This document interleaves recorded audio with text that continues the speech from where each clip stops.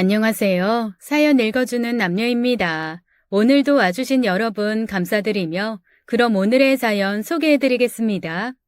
안녕하세요. 전 20살이고 경기도에 살고 있어요. 한겨울이 되니까 집에 가는 시간이 빨라지네요. 전 한창 나이이지만 집에 있는 것도 참 좋아합니다. 집엔 제가 가장 사랑하는 사람이 있거든요. 20살짜리가 벌써 결혼이라도 했냐고요? 아니요. 전 할머니랑 둘이 살고 있습니다. 세상에서 제일 사랑하는 사람이 우리 할머니예요. 오늘은 집에 가다가 잠깐 마트에 들렸어요. 할머니 입으실 따뜻한 조끼를 샀습니다. 가볍고 따뜻한 걸로 엄청 고민해서 샀어요. 왜 돈 썼냐고 혼나겠지만 전 할머니에게 뭐든 다 해드리고 싶습니다. 사실 저한텐 고민이 하나 있어요. 우리 할머니는 주무실 때도 눕지를 않으세요. 의자에 앉아서 쪽잠을 주무시죠. 그래서 등이 꼽추같이 굽은 모습입니다. 할머니 조끼를 산 것도 날이 추워지니까 이불이 흘러내리면 밤새 춥잖아요. 난 따뜻한 아랫목에서 이불 덮고 자는데 할머니는 추우실 것 같아서요. 우리 할머니 고집은 정말 대단합니다. 할머니, 여기 되게 따뜻해. 여기 와서 누우세요 좀. 의자에서 무슨 잠을 주무신다고 그래요. 우리 은수만 따뜻하게 자면 되지. 할머니는 괜찮아. 여기서 이렇게 자는 게 편해. 의자가 편하긴 뭐가 편해? 이불도 자꾸 흘러내리잖아. 겨울이라 공기가 찬데 할머니 감기 걸리면 어떡해? 손녀딸이 사준 조끼 입으니까 하나도 안 추워.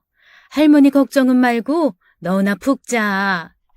사정도 해보고 화도 내봤지만 할머니의 잠자리는 결코 바뀌지 않았어요. 낡은 플라스틱 의자에 앉아서 허리를 구부정하게 굽히고 주무십니다. 전 아주 오랫동안 가족은 할머니 한 분으로 알았어요. 그런데 얼마 전 아빠가 살아 계시다는 걸 알게 됐죠. 상상도 못했는데 정말 충격이었어요. 게다가 할머니가 결코 누워서 잘 수 없는 이유도 알게 됐고요. 오늘은 우리 할머니한테 들은 얘기를 해보려고 합니다. 안녕하세요. 전 올해 66되는 은수 할머니입니다. 부끄럽지만 제 이름은 선녀예요. 선녀와 나무꾼 할 때 그 선녀요. 이번 생에서 전 2명의 나무꾼과 함께 살았네요. 말하자면 재혼을 했다는 얘기입니다. 첫 번째 결혼은 악몽과도 같았어요. 폭력 남편 사이에 딸 하나가 있었는데 결혼 생활은 비극으로 끝났죠. 20살 때 같은 동네 살던 5살 많은 남자와 엉겁결에 결혼이라는 걸 하게 됐습니다. 같이 살아보니 언행이 거칠고 술만 마시면 폭력을 쓰고 도박까지 하더라고요. 결혼하고 나서야 그 못된 버릇을 알게 됐어요. 첫날 밤에 덜컥 임신을 해서 결혼을 물을 수도 없었죠. 어리석게도 자식을 보면 나아지겠지 그런 생각을 하면서 버텼습니다. 10달이 지나 딸을 낳았지만 남편의 폭력은 멈추지 않았어요. 20대 초반 꽃다운 나이에 전 두려움에 떨면서 살아야 했죠. 하지만 딸이 있어 버틸 수 있었어요.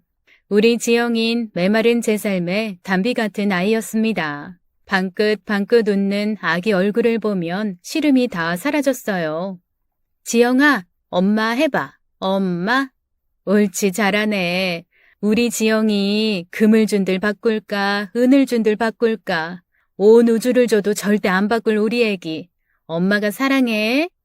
전 남편에게 딸을 봐서라도 정신 차리라고 애원을 했지만 역부족이었어요. 남편은 시도 때도 없이 저한테 화풀이를 했죠. 멍을 가리기 위해 보자기로 얼굴을 싸매고 다닌 적도 많았습니다. 제발 딸이 더 크기 전에 남편이 변하기만을 바랐어요. 동네 사람들도 다 저를 불쌍하게 여겼죠. 어느 날 집에 생활비가 뚝 떨어졌습니다. 두부 한 모 살 돈도 없어서 동네에 일감을 구하러 다녔어요. 마침 이웃 아줌마가 반가운 소식을 알려줬어요. 지영 엄마, 옆 동네에 하루 돈 벌러 가자. 배추 뽑는 일인데 그 밭주인이 아주 인심이 좋아. 일당 두둑하게 준대. 같이 갈 거지? 정말요? 근데 지영이가 혼자 있어서 애를 데려가면 밭주인이 싫어하겠죠? 내일 지영 아빠한테 하루 맡겨. 내가 대신 잔소리 좀 해줄게. 술 마시지 말고 딸 좀 보라고. 지영 엄마 창거리 살 돈도 없는 거지? 같이 가서 돈이라도 벌자. 그 밭주인 눈에 잘 들면 일 계속 줄 거야. 갈 거지? 전 가는 게 내키지 않았습니다. 돈도 필요했지만 4살 된 지영이를 맡길 데가 없었어요. 남편은 한 번도 딸을 봐준 적이 없었습니다. 다음 날 아침 남편은 그날따라 멀쩡해 보였어요. 일찍부터 세수하고 앉아 TV를 보더라고요. 그리고 저한테 배추밭에 일하러 다녀오래요. 동네 아줌마한테 들었다면서요. 그럼 나 다녀올게요. 지영이 잘 봐야 해. 아직 애기라 혼자 집 밖에 나가게 하면 안 되는 거 알죠? 무슨 잔소리가 그렇게 많아? 아예 얼른 가서 돈 벌어와. 저기, 오늘은 술 안 마실 거죠? 나 후딱 다녀올 테니까 집에서 지영이 잘 봐요. 했던 말 또 하는 거. 제일 싫어하는 거 몰라? 그럴 거면 가지 마. 나도 확 나가버릴 테니까. 알았어요. 화내지 말아요. 지영아, 엄마 일하고 올 테니까 집에 가만히 있어야 돼. 알겠지? 딸은 엄마 어디 가냐고 자기도 데려가라고 막 울었습니다. 저는 딸한테 사탕 얘기를 했어요. 과일맛 사탕인데 지영이가 한번 먹어보고는 계속 사달라고 했었죠. 집에 사둔 게 다 떨어진 지 꽤 됐었습니다. 아가, 엄마가 오늘 돈 벌어오면 과일 사탕 사줄게. 정말이야? 그럼 많이 사놓고 지영이 심심할 때 하나씩 까먹으면 좋겠지? 예쁜 딸은 제 말을 알아듣고 고개를 끄덕끄덕했죠. 그렇게 4살 된 딸을 두고 저는 일을 하러 갔어요. 밭주인은 인심이 아주 후했습니다. 일을 다 마쳤는데 밥까지 먹고 가라고 해서 맛있게 먹었죠. 받은 돈으로 슈퍼에 들러 사탕이랑 먹을 걸 사고 우리 집 골목까지 왔는데 갑자기 숨이 확 막히는 것 같았어요. 전 남편이 코 고는 소리만 들어도 알았습니다. 술을 마시고 잠든 게 분명했어요. 불길한 예감에 전 들고 있던 봉지를 팽개치고 집 안으로 뛰어들어갔죠. 아가, 지영아, 엄마 왔어. 이상하다. 왜 목소리가 안 들리지? 지영아! 미친 듯이 딸 이름을 불렀지만 어디서도 딸은 보이지 않았습니다. 남편은 부엌에서 소주를 마시고 잠들어 있었고요. 전 미친 사람처럼 온 집안을 헤맸죠. 뒷간, 다락방, 창고까지 뒤지고 또 뒤졌어요. 진땀이 나고 심장이 터질 것처럼 뛰었습니다. 전 남편을 잡아 흔들어 깨웠어요. 말해, 우리 딸 어딨어? 지영이 어디 갔냐고? 당신 술 취했어? 언제부터 술 마셨어? 지영이는 어디다 놓고? 남편은 술에 깨지도 못해서 별일 아니라는 듯 말하더라고요. 몰라. 졸린데 왜 깨워? 지가 알아서 찾아오겠지. 전 순간 눈이 뒤집혀서 미친 사람처럼 남편을 패고 옷을 쥐어 뜯었죠. 완전히 이성을 잃고 말았어요. 이게 정신 나갔나? 미쳤어. 그래, 나 미쳤다. 4살 배기를 어쩌고 술에 취해 잠이 들어. 넌 사람도 아니야. 내 딸 어딨어? 내 딸 내놔. 우리 지영이 내놓으라고. 미친 사람처럼 제 머리를 쥐어뜯고 남편을 때렸어요. 획 돌아버린 절 보고 남편은 겁을 먹었는지 집을 나갔고 전 미친 사람처럼 딸을 찾아 돌아다녔습니다. 온 동네가 발칵 뒤집혔어요. 지영아, 아가, 지영아. 곧 있으면 밤인데 우리 지영이 좀 찾아주세요. 4살 아기가 혼자 어디서 헤매고 있을지 몰라요. 제발 우리 딸 좀 찾아주세요. 전 맨발로 머리를 풀어헤친 채 미친 사람처럼 딸을 찾아다녔습니다. 피눈물을 흘리고 가슴을 쥐어뜯으면서 온 동네를 다 뒤지고 옆 동네며 산이며 저수지까지 싹 다 뒤졌는데도 우리 딸은 흔적도 찾을 수 없었어요. 사는 게 아니었죠. 그냥 숨만 붙어 있었던 것 같았어요. 지영이가 보고 싶어 가슴이 저미는 것만 같았습니다. 피가 마르는 한 달이 지나가고 경찰이 찾아와서 이렇게 말했죠. 남편이 저수지에 빠져 죽었다고요. 전 정상적인 반응을 하기 어려웠어요. 남편이 죽었다는데 눈물 한 방울 안 흘리고 멀거니 쳐다보고 있으니까 제가 미친 사람인 줄 알더라고요. 그래서 제가 그랬어요. 제가 옆 동네에 일 나간 사이 남편이 술 취해 자다가 딸을 잃어버렸어요. 꼭 한 달 전 그 인간이 4살배기 딸을 잃어버렸다고요. 술 마시지 말랬는데, 애 잘 보랬는데, 이제 그만 가세요. 그 인간이 죽던 말든 난 모르겠으니까 가시라고요. 지영아, 지영아. 친척들이 그 인간의 장례를 치렀지만 전 가지 않았습니다. 전 딸을 찾기 위해 먹지도 자지도 않고 갖은 애를 다 썼죠. 어쩌다 돈이 생기면 그걸로 전단지 만들고 여기저기 붙이면서 거짓골로 다녔어요. 눈을 감으면 딸이 저를 찾는 목소리가 환청처럼 들렸습니다. 저는 미쳐갔고 세상은 회색빛이었죠. 그렇게 2년이라는 시간이 흘렀습니다. 한여름이었고 얼핏 들은 뉴스에서 폭염이라는 소리를 들은 것도 같았어요. 그날도 전단지를 붙이고 다니다 길에서 쓰러져 정신을 잃었습니다. 사실 그땐 그냥 죽는 게 소원이었어요.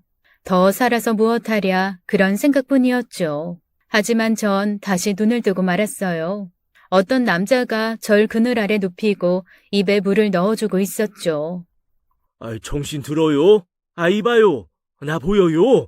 전 물을 다시 뱉었어요. 어디서 날 구했는지 모르지만 그 자리에 도로 갖다 놓으라고 했죠. 왜 날 구했냐고 그냥 죽게 놔두지 그랬냐고 하니까 남자는 그런 소리 말라고 화를 냈어요. 처음 본 얼굴이 새카만 남자 앞에서 전 엉엉 울어버렸습니다. 잃어버린 4살배기 우리 지영이 얘기를 하고 또 하면서요. 침통한 얼굴로 듣던 남자는 이렇게 말했죠. 그럼 더 고생하지 말고 나랑 다닙시다. 오해는 하지 말아요. 나 이상한 사람 아니에요. 트럭 끌고 다니면서 전국에 물건 팔러 다녀요. 집에 아들도 둘이나 있고 어머니도 계시고요. 그쪽 사정이 너무 안타까워 그러니까 한번 생각해봐요. 발이 이게 뭡니까? 얼마나 돌아다녔으면 신발도 더해지고.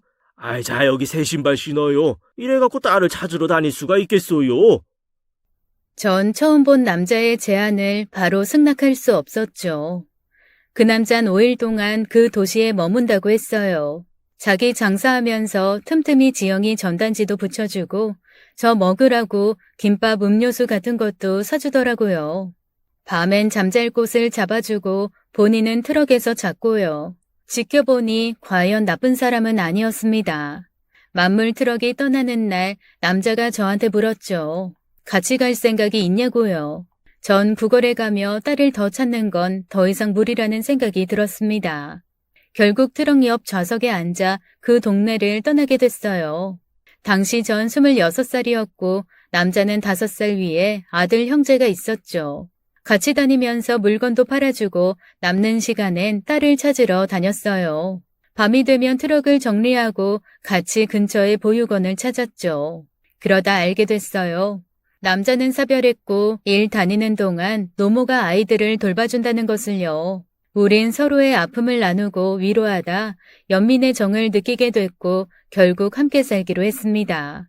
말수는 없어도 따뜻하고 인간미 있는 그 사람은 결혼을 해도 딸을 계속 찾아보라고 절 격려해줬어요. 그렇게 전 재혼이라는 걸 하게 됐죠. 처음 남편의 집에 간 날 8살, 6살 형제는 이렇게 말했어요. 엄마야? 아니야, 임마. 그냥 아줌마야. 아줌마? 엄마 아니고? 난 아줌마가 엄마였으면 좋겠는데. 성현아, 두현아, 반가워. 우리 천천히 친해져 보자. 시간이 지나면 엄마라고 불러도 괜찮아. 그때부터 남편의 2 아이를 키우기 시작했죠. 하지만 어린 형제를 키우는 건 생각보다 훨씬 힘든 일이었어요. 무엇보다 첫째가 말썽이 심했죠. 반항도 심하고 나쁜 짓만 골라서 하더라고요. 반면 둘째는 저를 잘 따랐어요. 엄마 하면서 곧잘 정을 붙였고요. 하지만 둘째는 지능에 좀 문제가 있었습니다. 그런 둘째를 첫째는 자기가 형이라고 끔찍하게 아꼈어요. 전 애들 보면서 살림하고 시어머니 모시고 틈틈이 제 딸 지영이도 찾으러 다녔습니다. 정신없이 살다 보니 10년이란 세월이 흘렀고 늘 인자하던 시어머니가 세상을 떠나셨어요. 어머닌 돌아가시기 전에 제 손을 꼭 잡고 이렇게 말씀하셨죠. 성현의 비가 정말 선녀를 데려왔구나. 이름이 선녀라더니 너처럼 마음 고운 애는 처음 봤어. 내가 죽더라도 애미야. 성현애비랑 우리 손주들 잘 부탁한다. 미안하고 고맙다. 어머님의 빈자리는 훨씬 컸고 당시 고등학교 2학년이던 큰아들 성현이는 더 삐뚤어졌습니다. 이미 그때도 사고란 사고는 다치고 중학교 때부터 여기저기 전학을 다녀야 하는 신세였죠.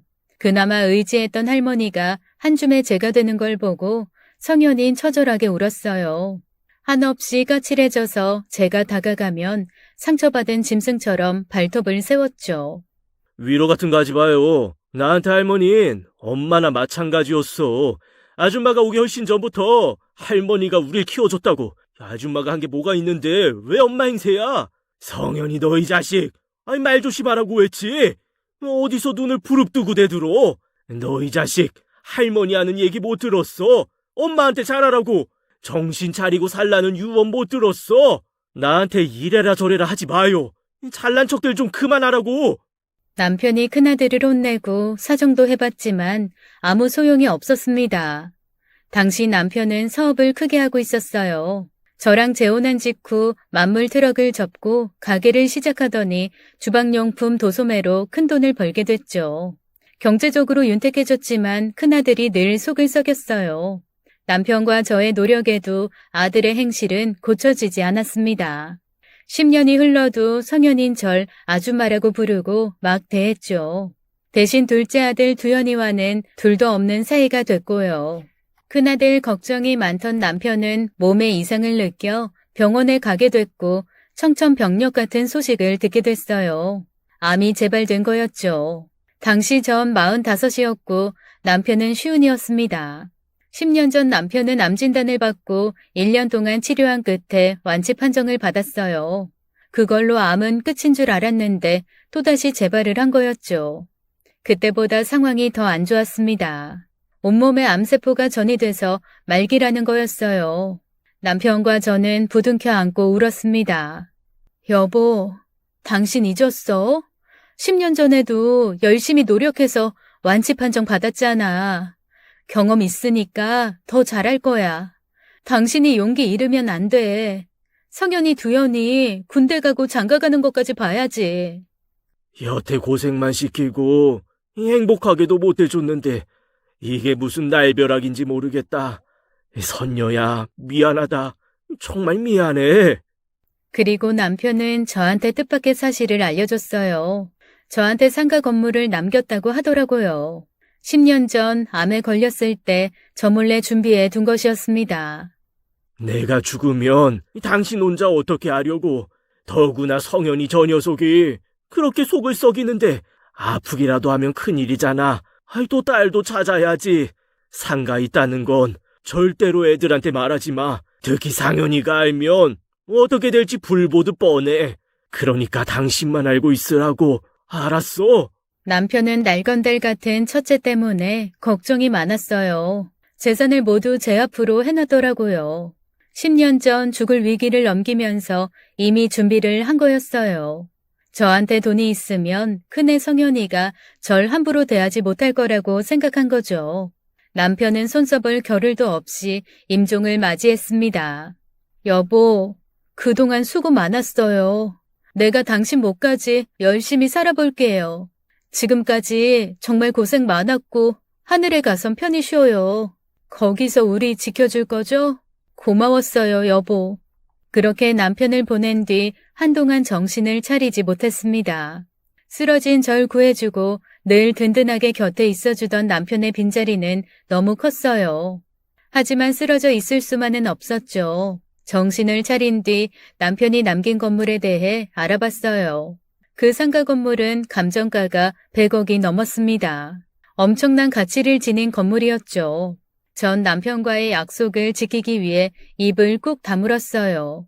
얼마 지나지 않아 큰아들 성현이가 재산 얘기를 꺼냈습니다. 아줌마, 우리 아빠 재산 어딨어? 다 내놔. 아빠 재산 피부치인 아들들이 받는 게 맞지? 아줌마가 혼자 꿀꺽하려고? 성현아, 그런 말이 어디 있어? 빨리 아빠 재산 내놔. 나랑 두현이가 사이좋게 나눠 가질 테니까 내놓으라고. 전 아들들한테 재산 주는 거 하나도 아깝지 않았어요. 하지만 큰아들을 위한다면 지금 주는 건 절대로 안 되는 일이었죠. 큰아들 성현이는 남편의 죽음 이후 더 정신을 못 차렸습니다. 갈 때까지 간 수준으로 망가져 있었어요. 폭력 사건에도 많이 휘말렸고 가끔 형사로 보이는 사람들까지 찾아와 큰애를 찾았죠. 돈도 빚까지 져가며 함부로 막 쓰고 있었고요. 아들이 그렇게 된 모습을 보면 가슴이 저미듯 아파왔습니다. 큰돈이 생기면 더 심하게 망가질 게 분명했어요. 전 굳게 마음을 먹고 이렇게 말했습니다. 성현이 너 잘 들어. 이제라도 정신 차리고 살면 재산 주는 거 생각해 볼게. 공부까진 안 바래. 기술 배워서 직장 다니고 결혼하고 가정 꾸려봐. 사고 안 치고 평범하게 사는 모습 보여주면 그때 재산 줄게. 이 아줌마 웃기네. 내가 평범하게 안 산 게 뭐가 있는데. 주제넘는 소리 말고 우리 아빠 재산이나 내놔. 말로만 아낀다 어쩐다 하지 말고 당장 내놓으라고. 지켜보던 둘째가 형을 말렸습니다. 형, 그러지 마. 엄마한테 왜 그래? 엄마 많이 아팠어. 이러면 엄마 속상해. 둘째 두현이는 절 무척이나 따르고 좋아했어요. 정이 많은 아이라 형도 참 좋아했고요. 성현이도 동생이라면 자기 목숨처럼 아꼈습니다. 성현이와 저 사이에 두현이가 늘 다리 역할을 해줬어요. 형은 왜 엄마를 아줌마라고 불러? 엄마잖아. 우리 여태까지 키워줬잖아. 엄마는 무슨... 야, 우리 엄마 따로 있어. 이 아줌마는 그냥 아줌마고 우리 엄마는 친엄마야. 우리가 어렸을 때 돌아가신 엄마가 진짜 엄마라고. 너 머리 좀 컸다고 형 말 안 들을 거야? 그래도 형, 이건 너무 심하잖아. 그런 대화를 들을 때면 가슴이 찢어지게 아팠습니다. 큰애는 막말도 아주 모질고 차갑게 했어요. 아줌마, 솔직히 말해봐. 친딸 찾으려고 우리 아빠랑 결혼했지. 돈 없고 굶어 죽게 생겼으니까 아빠 돈 빼돌려 마음대로 쓰려고 한 거 아니냐고. 성현아, 그런 못된 말이 어디 있어? 솔직하게 말해봐. 아줌마가 왜 내 엄만데. 이제 아빠도 없으니까 마음대로 할 수 있겠네. 한 재산 챙겨서 딸이랑 살 거잖아. 전 순간 큰아들의 서운함을 읽을 수 있었어요. 사실 재혼 직후엔 집을 자주 비우기도 했습니다. 정신이 온전치 못하기도 했고 조바심을 누를 수 없었어요. 성현이 두현이를 보다가도 딸이 떠오르면 견딜 수가 없었죠. 어느 날부터 큰아들은 딸의 사진이 있는 전단지를 찍고 숨겼습니다. 딸 찾으면 뒤도 안 돌아보고 떠나려고 했지. 나 다 알아. 내가 얼마나 눈치가 빤했는데. 여태 딸 못 찾으니까 우리한테 붙어 있는 거잖아. 성현아, 아니야. 난 너일 떠날 생각이 없었어. 아빠랑 혼인신고까지 한 건 몰라? 어렸던 성현인 엄마가 많이 그리웠을 거예요. 그 와중에 새엄마라고 왔는데 친딸을 찾으러 나가면 불안했던 거죠. 그 마음이 불씨가 돼서 커서도 반항을 하는 것 같았고요. 성현이는 제 진심을 정말 몰라줬습니다. 전 아들들을 하늘이 내려준 선물이라고 생각하고 진심으로 사랑했어요. 큰애가 사고치고 반항을 해도 전 포기할 생각이 없었죠. 일찍 엄마를 잃은 애들이 안쓰러워 더 마음에 품었던 것 같아요. 한편으론 우리 딸도 어디 가서 그런 대접을 받기 원했습니다. 내가 진심으로 두 아들을 사랑하면 우리 딸도 그렇게 지내지 않을까 그런 바람도 있었죠. 하지만 계산 속으로 애들을 대한 적은 결탄코 없었어요. 아침밥도 꼭 새밥 지어 먹이고 도시락도 정성을 다해 싸줬습니다. 대화도 많이 하고 싶었는데 큰아들과는 유독 잘 안 됐어요. 하지만 둘째 두현이와는 둘도 없는 모자 사이가 됐습니다. 장을 보러 갈 때도 제 손을 꼭 잡고 가고 커서도 말을 참 예쁘게 했죠. 엄마, 무거운 거 들지 마요. 엄마 팔 아프면 큰일 나. 괜찮아. 엄마도 들게 이리 줘. 무랑 감자가 얼마나 무거운데. 엄마는 내가 지켜요. 고생하면 안 돼. 내가 엄마보다 힘 세잖아. 두현인 슈퍼맨이다. 형 때문에 제가 속상해서 울고 있으면 둘째가 다가와 위로해줬어요. 남편이 세상을 뜨고 두현인 한시도 혼자 있지 않으려고 했습니다. 할머니 아빠처럼 제가 그렇게 될까봐 불안해했죠. 성현이도 그런 동생을 애처로워했지만 저에 대한 태도는 변함이 없었습니다. 게다가 재산을 달라며 이런 말까지 했어요. 이러면 되겠네. 내가 아줌마 친딸 찾아오면 어떻게 나올 건가? 아빠 재산 그때는 다 포기할 수 있어? 성현아, 그게 무슨 소리야? 내가 아줌마 딸 찾아주면 될 거 아니야. 그땐 이상한 핑계 대지 말고 아빠 재산 토해내셔. 어때? 괜찮은 제안 아닌가? 너 무슨 말을 그렇게 하니? 큰애는 제 딸을 찾아오겠다며 큰 소리를 치고 집을 나갔어요. 그 대가로 남편의 100억짜리 건물을 달라는 거였습니다. 제 아픔을 담보로 건물을 요구하는 큰아들이 너무 야속하고 애달팠어요. 전 한없이 오열하며 아픔을 사귈 수밖에 없었죠. 그렇게 큰애가 떠나고 전 둘째와 조용히 살아갔습니다. 그렇게 1년이 지났어요. 어느덧 제가 이 집에 온 지 20년이 훌쩍 지나 있었죠. 두 아들은 28, 26이 돼 있었고요. 제 나이는 40 중반을 넘어가고 있었습니다. 그때 제 소원은 집 밖으로 떠도는 큰애가 돌아오는 것뿐이었어요. 큰애가 집을 나갔던 날처럼 매서운 한파가 닥친 날이었죠. 두연이가 좋아하는 코다리찜을 해주려고 시장에 다녀오는 길이었습니다. 현관에 낯선 신발이 2켤레나 놓여 있었습니다. 두연아, 엄마 왔다. 친구들 왔니? 아니, 넌 성현이 아니냐? 전 뜻밖의 손님을 보고 놀라 자빠질 뻔했어요. 큰아들이 어떤 아가씨랑 함께 거실에 있더라고요. 성현인 인사도 없이 다짜고짜 이렇게 말했죠. 제 옆에 있는 이 여자 자세히 좀 봐요. 아는 얼굴 아니에요? 뭐라고? 진짜 못 알아보는 거예요. 제 옆에 있는 여자 어머니가 그렇게 찾던 딸인데 못 알아보겠어요? 너 지금 무슨 말을 하는 거야? 충격적인 말을 듣고 전 주저앉아 버렸습니다. 제가 얼이 빠져 있으니까 그 아가씨가 저한테 뭔가를 내밀었어요. 제가 기차역에서 발견됐을 때 발찌에 이런 게 달려 있었대요. 이게 단서가 될 것 같아서 목걸이로 만들어서 하고 다녔어요. 전 아가씨가 내민 목걸이를 자세히 살폈습니다. 목걸이엔 작고 동그란 10원짜리보다 작은 금속이 달려 있었어요. 잃어버린 딸에게 발찌를 만들어줬던 기억이 선명했죠. 발찌에 작은 금속을 달아뒀는데 거기에 못으로 딸 이름을 새겨뒀어요. 박지영. 분명히 제가 새겨놓은 게 맞았습니다. 이걸 아가씨가 어떻게 갖고 있어요? 박지영, 이 3글자 내가 새긴 건 맞는데. 아가씨, 고개 좀 들어봐요. 우리 딸 얼굴에 흉터 있는데 혹시 있어요? 어디 좀 봐요. 전 울먹이는 아가씨의 얼굴을 떨리는 두 손으로 잡았습니다. 오른쪽 눈 밑에 있어야 할 흉터를 찾았죠. 순간 머리에 전기가 튀고 눈앞이 아찔했어요. 아가씨 얼굴에도 똑같은 흉터가 있었습니다. 네가 지영이니? 정말 내 딸 맞아? 지영아, 엄마 알아보겠어? 너 정말 내 딸 지영이 맞구나. 전 딸을 안고 오열하기 시작했어요. 4살 때 남편 때문에 잃어버린 제 딸이 분명했습니다. 전 이게 꿈인지 생신지 울면서도 믿기지가 않았어요. 철철 흐르는 눈물을 연신 닦으면서 딸의 얼굴을 보고 또 봤습니다. 얼굴을 마주보고 있는데도 꿈인지 생신지 알 수가 없었어요. 기억 속 4살이었던 딸은 많이 변해 있었습니다. 지영아, 미안하다. 엄마가 잘못했어. 그날 엄마가 배추 뽑으러 가지만 않았어도 우리 지영이 안 잃어버리는 건데. 지영아, 엄마 알아보겠어? 기억나?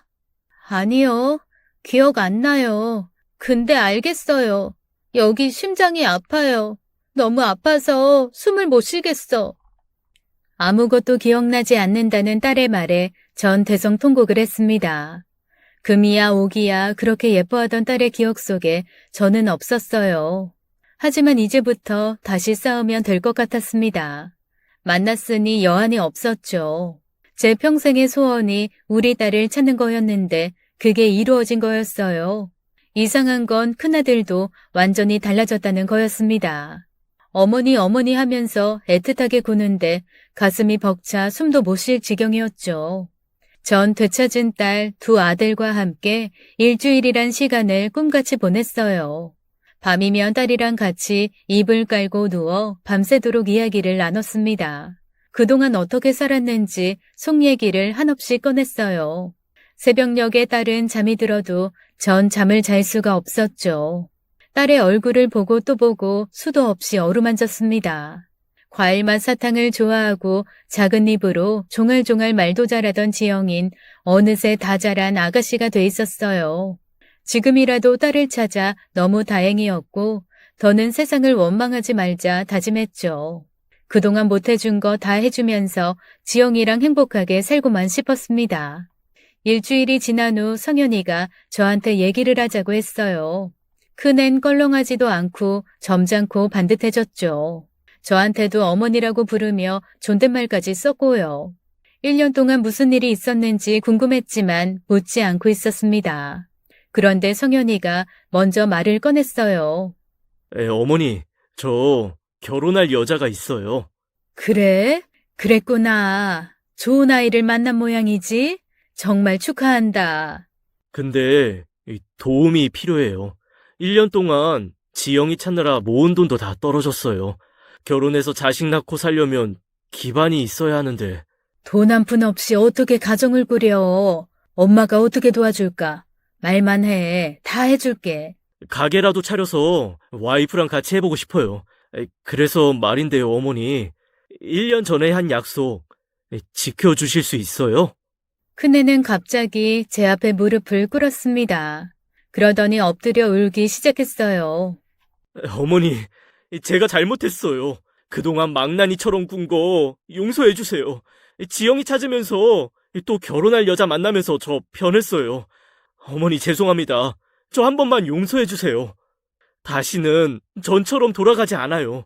1년 전에 전 사람이 아니었어요, 어머니. 전 크게 놀랐습니다. 성현이는 지난날의 과오를 씻고 새 출발을 하고 싶다면서 진심으로 사죄를 하고 있었어요.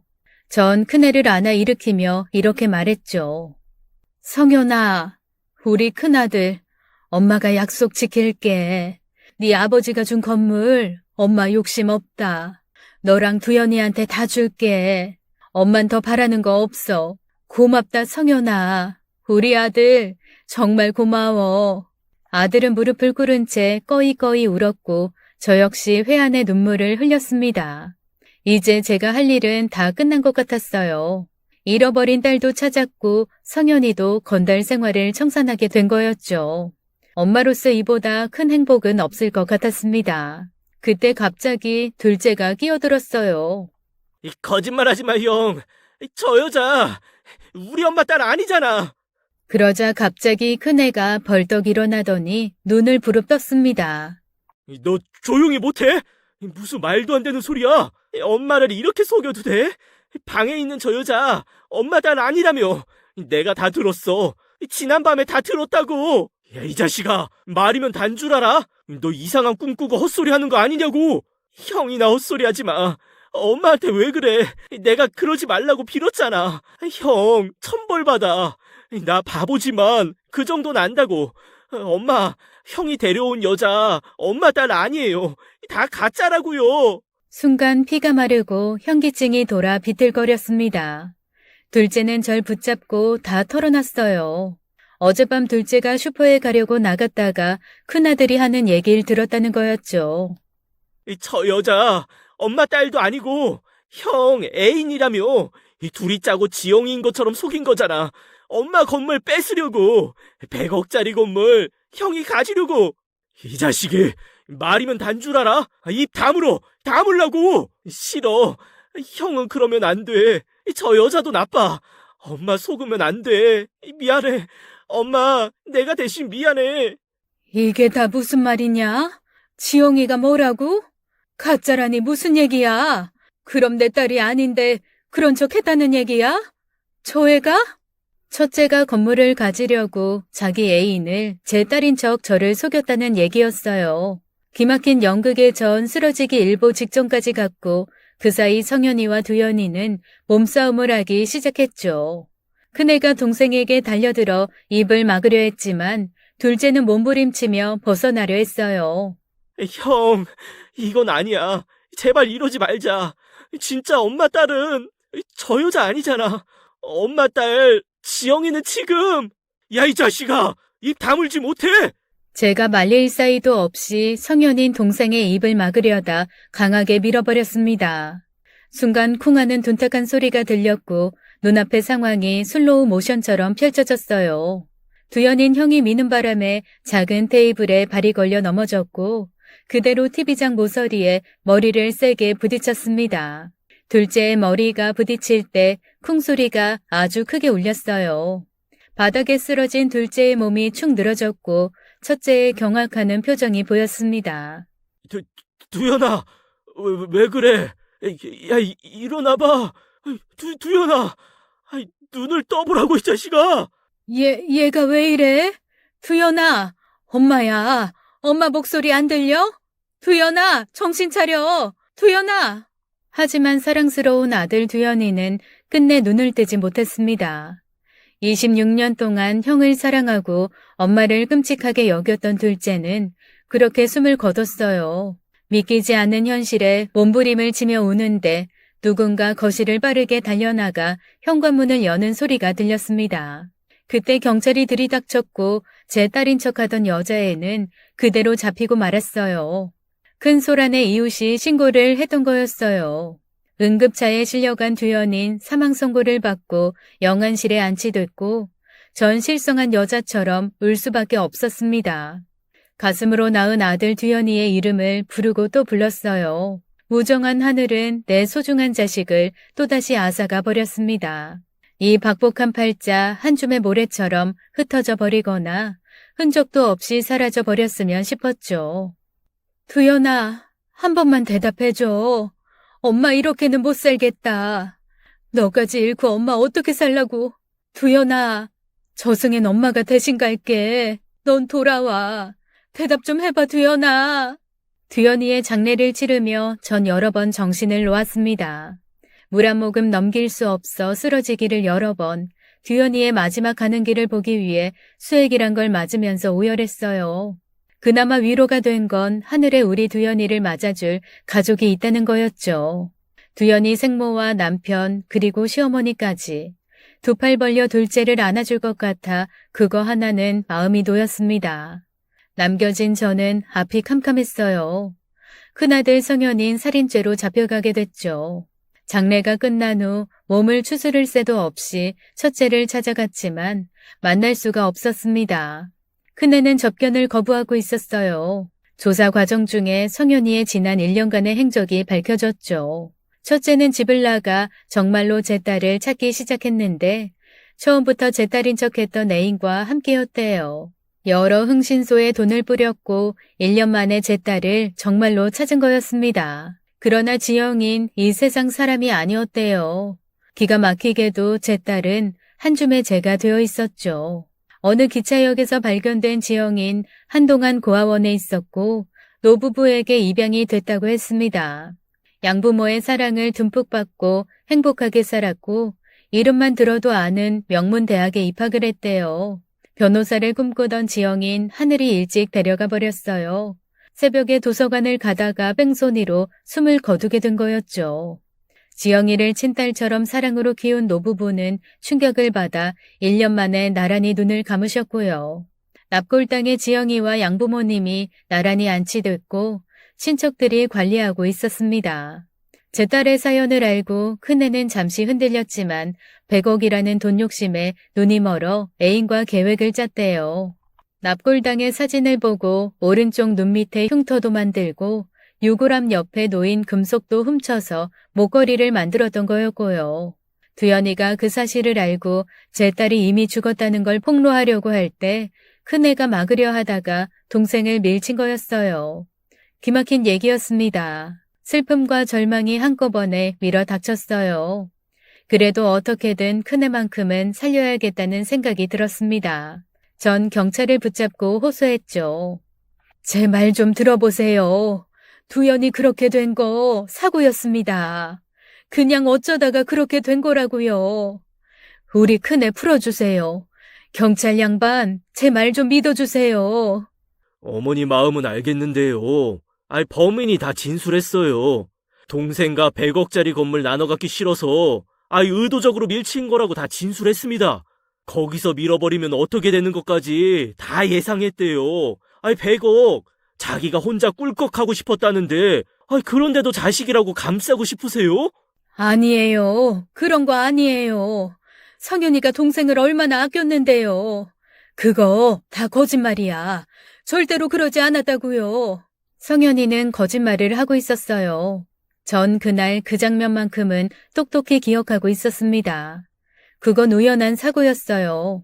전 성현이에게 가기 전에 납골당에 들렀습니다. 깜찍한 4살이었던 딸은 사진 속에서 예쁜 아가씨가 돼 있었어요. 너무 기막히고 한스러워 하염없이 눈물만 흘렸죠. 전 딸이 좋아하던 과일맛 사탕을 꺼냈어요. 지영아, 내 딸아, 엄마 잃어버리고 얼마나 무서웠니? 얼마나 고생했어. 우리 애기 미안하다. 엄마 용서하지 마. 그리고 지영이 양부모님도 사진을 통해 볼 수 있었어요. 두 분의 자리엔 지영이와 찍은 가족 사진이 놓여 있었죠. 살아생전 우리 딸을 얼마나 예뻐하고 아끼셨는지 알 수 있었습니다. 너무 감사할 뿐이었어요. 전 예의를 갖춰 두 분께 인사를 드렸습니다. 고맙습니다, 어르신. 하늘에서도 지영이와 함께하고 계시죠? 고맙습니다. 저도 이곳에 숙제 마치고 따라갈게요. 죄 많은 엄마라고 지영이 안 보여주시면 안 돼요. 고맙습니다. 그리고 죄송합니다. 딸 지영이를 가슴에 묻고 성현이를 보러 가는 길, 전 고민에 빠졌습니다. 앞으로 어떻게 해야 할지 알 수가 없었어요. 큰애는 내내 면회를 거부했지만 재판 전에 딱 한 번 면회를 허락해줘서 만났습니다.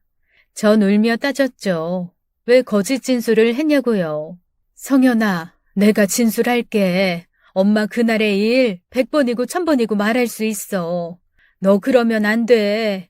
과실치사랑 계획한 범죄랑 형량 자체가 달라. 왜 그랬어? 왜 그런 진술을 했냐고. 엄마는 어떻게 살라고 그런 무서운 말을 해? 사실이잖아. 내가 두현이를 그렇게 만들었어. 이 두 손으로 밀쳤어. 내가 그런 거라고. 두현이 마지막 눈빛이 잊혀지지가 않아. 나 죄값 받아야 해. 이대로 나간다고 해도 제정신으로 못 산다고요. 큰애는 엄청난 죄책감에 시달리고 있었고 죄값을 다 받겠다고 했죠. 면회 시간이 끝나고 성현이 돌아서며 이렇게 말했습니다. 미안해요, 엄마. 아들은 모든 걸 포기한 것처럼 보였어요. 전 통곡을 하며 그곳을 나왔습니다. 우리 성현인 동생을 참 많이 아꼈어요. 두현인 남들과는 조금 다르게 태어나 늘 놀림받고 따돌림을 당했지만 언제나 큰애가 방패가 돼주었죠. 덩치 큰 형들한테 괴롭힘 당하는 동생을 보면 한달음에 달려가 대신 싸운 것도 성현이었어요. 둘 다 얼굴이 피투성이가 돼서 온 그날은 지금도 잊지 못합니다. 첫째는 늘 그랬어요. 동생 두현이는 자기가 지켜주겠다고 아무도 못 건드리게 한다고요. 그런 동생을 죽음에 이르게 했으니 죄책감을 이기지 못한 것 같았습니다. 결국 첫째는 무기징역을 받게 됐어요. 법정에서 선고가 내려지고 전 쓰러지고 말았죠. 어떻게든 이를 바로잡고 싶었지만 면회를 할 수가 없었어요. 늘 거절당했고 전 발만 동동 굴렀습니다. 성현이가 교도소에 간 지 2년이 지났을 때였어요. 제 딸인 척했던 성현이의 애인이 찾아왔습니다. 그 앤 혼자가 아니었어요. 아기를 안고 왔는데 큰아들의 딸이라고 했죠. 성현이가 감옥에 가자마자 임신 사실을 알았다고 했어요. 그 앤 아기만 제 곁에 남겨놓고 한밤중에 사라져버렸습니다. 은수는 그렇게 제가 키우게 됐어요. 전 손녀딸 은수를 안고 아들이 있는 교도소를 찾아갔죠. 늘 면회를 거부하던 큰아들이 그날은 나오더군요. 전 말없이 아이의 얼굴을 보여줬습니다. 돌이 지난 은수는 얼굴이 뽀얗고 너무나 예뻤어요. 처음 본 아빠 앞에서 방긋방긋 웃으면서 애간장을 녹게 했습니다.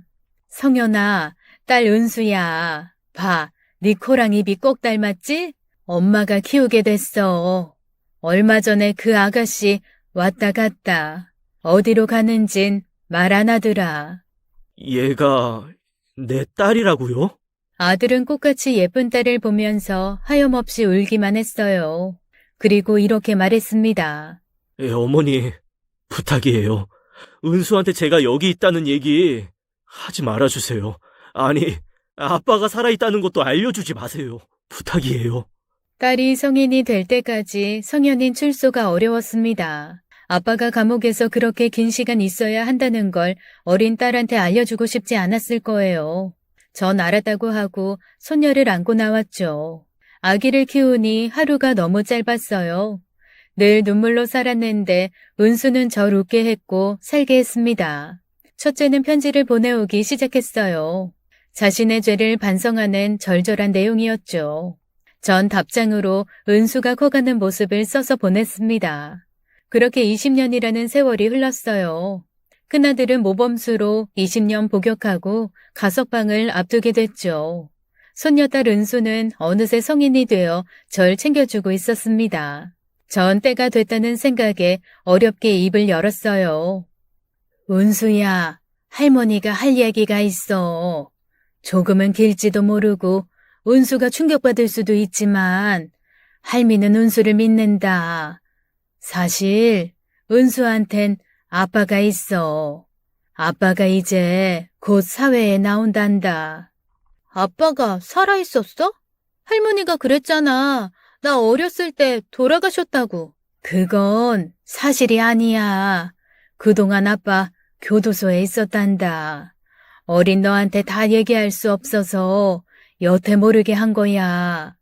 전 길고 긴 이야기를 어렵게 마쳤고 얼굴이 눈물로 범벅된 손녀에게 편지를 보여줬습니다.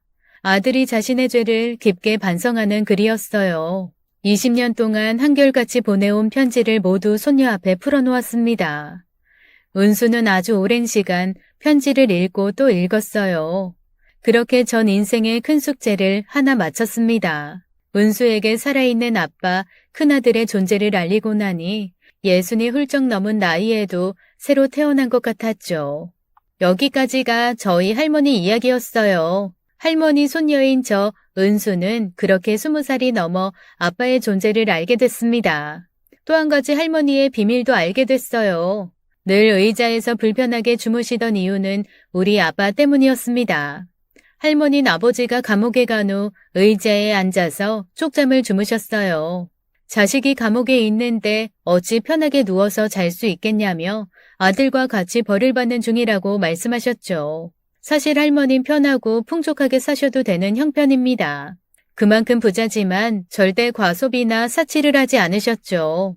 손녀인 저한텐 부족함 없이 다 해주셨지만 할머니는 지독할 만큼 아끼셨어요. 옷도 낡아서 해질 때까지 바늘로 기워서 입으셨고 드시는 것도 최소한으로 드셨습니다. 꼭 수도하는 분처럼 사셨어요. 전 아빠에 대해 알게 된 후 할머니가 왜 그러셨는지 온전히 이해할 수 있었죠. 곧 아빠의 출소날이 다가왔어요. 할머니는 아빠를 만나러 같이 가자고 했지만 전 싫다고 했습니다. 어느 때고 마음의 준비가 되면 아빠를 만날 생각이었죠. 출소날 새벽 할머니는 혼자 길 떠날 채비를 하셨어요. 정말 할미랑 안 갈 거야? 할머니, 이번 한 번만 봐줘요. 평생 안 본다는 거 아니고 오늘만. 나 솔직히 조금 겁이 나. 조금 더 있다가 아빠 볼게요. 그래, 알았다. 집 잘 지키고 있어, 내 강아지. 거기 보자기 싼 것 좀 다오. 이거? 보통 감옥에서 나오면 두부 준비하던데. 할머니는 왜 백설기야? 네 애비가 어려서부터 두부는 질색팔색했어. 대신에 이 백설기를 무척이나 좋아했지. 하얗고 네모난 게 꼭 두부를 닮지 않았니? 할미 다녀오마. 할머니는 새벽 일찍 출발하셨고 전 짐을 들고 할머니를 따라 나섰어요. 눈이 내리는 날이었어요. 한참 가다가 할머니는 걸음을 멈추셨죠. 깜빡하고 아빠한테 입힐 겉옷을 두고 왔다는 거였어요. 전 그 옷을 가지러 집까지 뛰어갔습니다.